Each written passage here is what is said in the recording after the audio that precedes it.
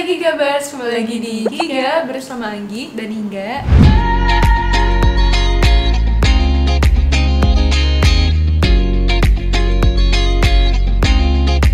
Hai guys, Oke guys, apa kabarnya hari ini? Jadi hari ini kami berdua mau share ke kalian mengenai video makan-makan lagi.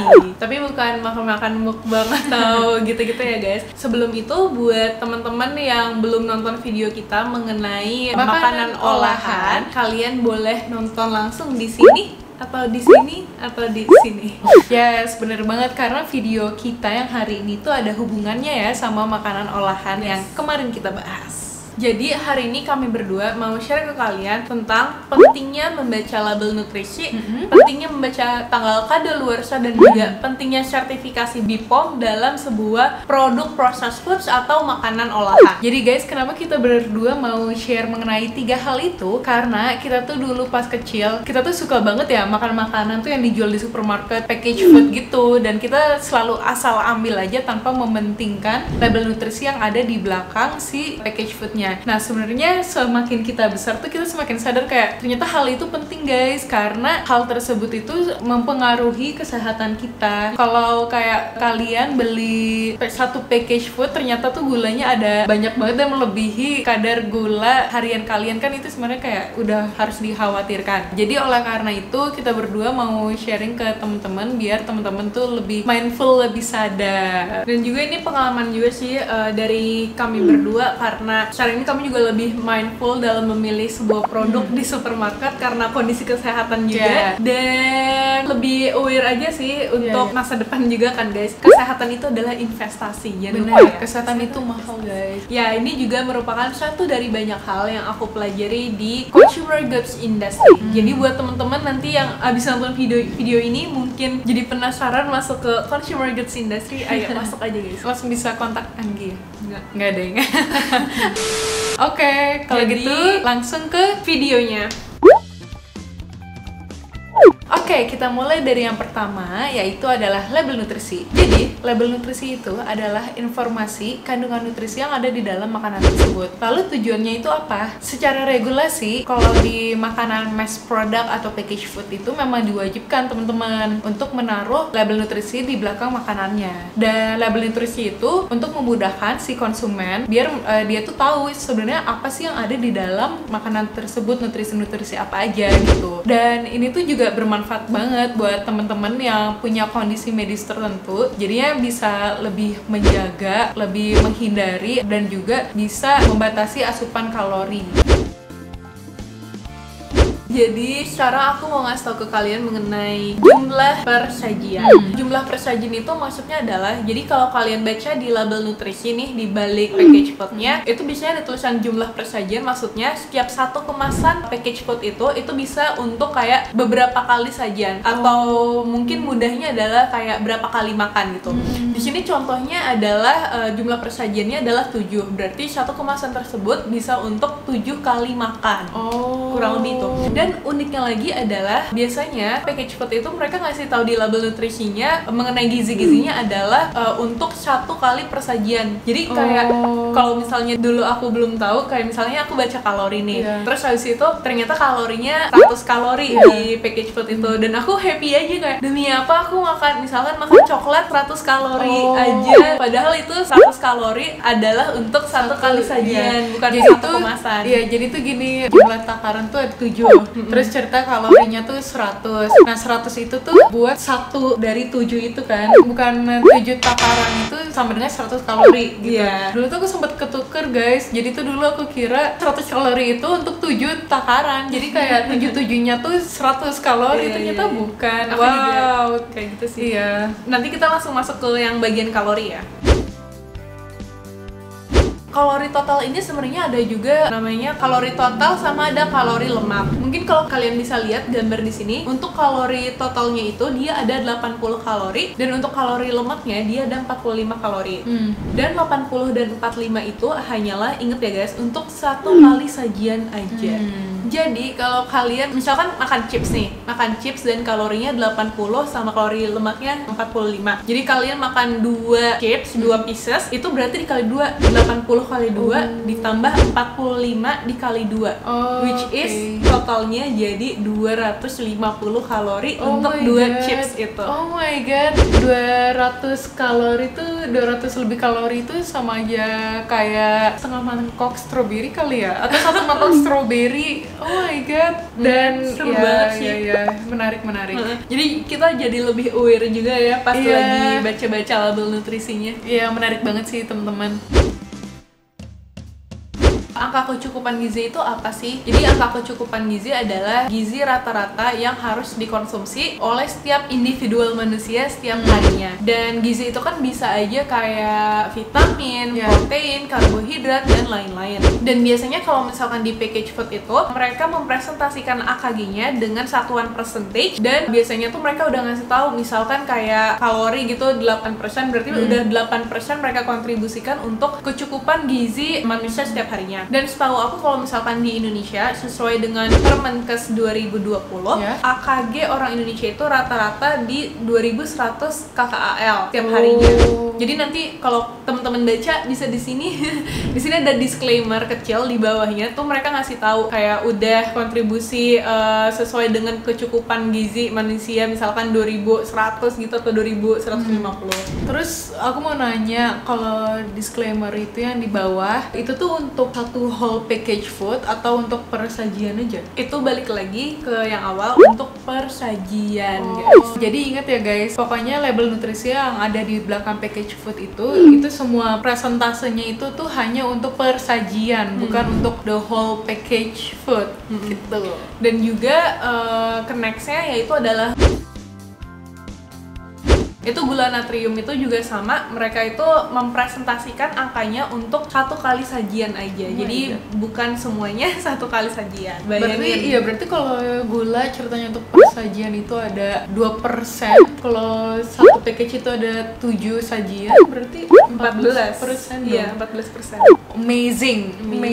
Oke, kalau gitu kita langsung masuk ke segmen kedua, yaitu adalah tanggal kadaluarsa.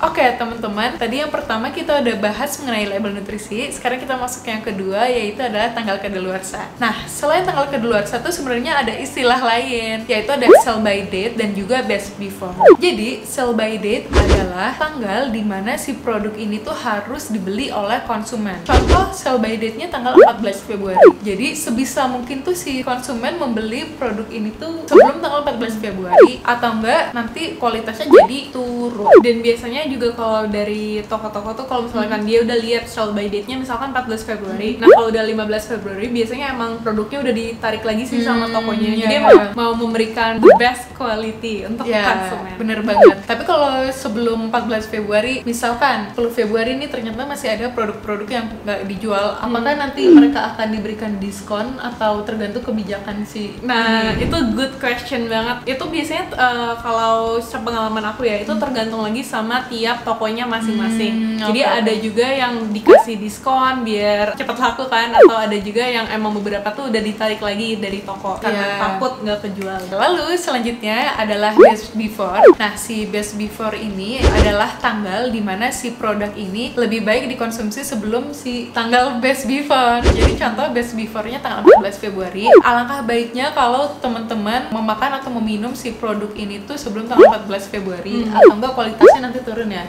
Masih bisa teman-teman minum sih tanggal 15 Februari, tapi ya kualitasnya turun. Dan yang terakhir adalah tanggal kadaluarsa, atau biasanya di package food itu namanya expiry date.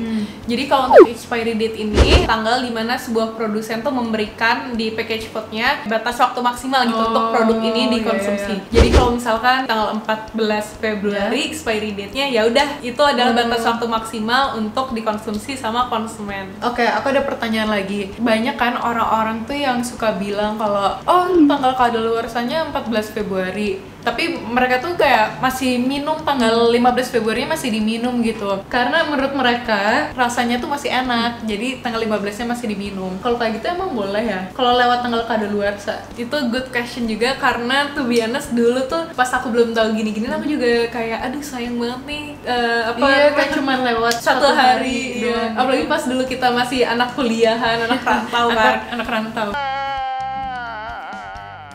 Nah, tapi kalau setahu aku, kalau misalnya expiry date itu kalau udah tertera nih 14 Februari, nah lebih baik tuh kamu jangan minum atau makan produk itu lagi setelah dari tanggal 14 Februari. Kalau setahu aku udah disaranin sama produsennya kayak udah batas waktu maksimal buat dikonsumsi. Tapi kan kalau bedanya dengan best before date itu masih ya udah lewat 1, 2 hari, 3 hari masih nggak apa-apa gitu, kualitasnya masih ya udah turun sih, tapi masih bisa dimakan, diminum.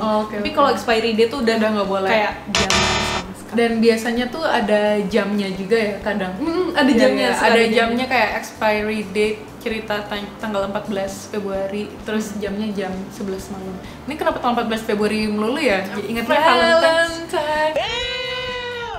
Sama disclaimer aja sih, intinya tuh kayak kalau misalkan produsen nih udah ngasih tahu tanggal tertera, itu emang berarti adalah umur produk itu tuh emang udah ya udah tanggal segitu gitu. Ya, jadi teman-teman, buat kalian teman-teman yang ngomong nggak apa-apa kalau dikonsumsi setelah tanggal kadaluarsa itu salah. Karena itu nanti kalau kalian konsumsi malah kalian yang sakit, guys. Ingat guys, balik lagi, kesehatan adalah investasi. Kalau gitu kita langsung masuk ke next segmennya, itu sertifikasi BPOM atau logo BPOM.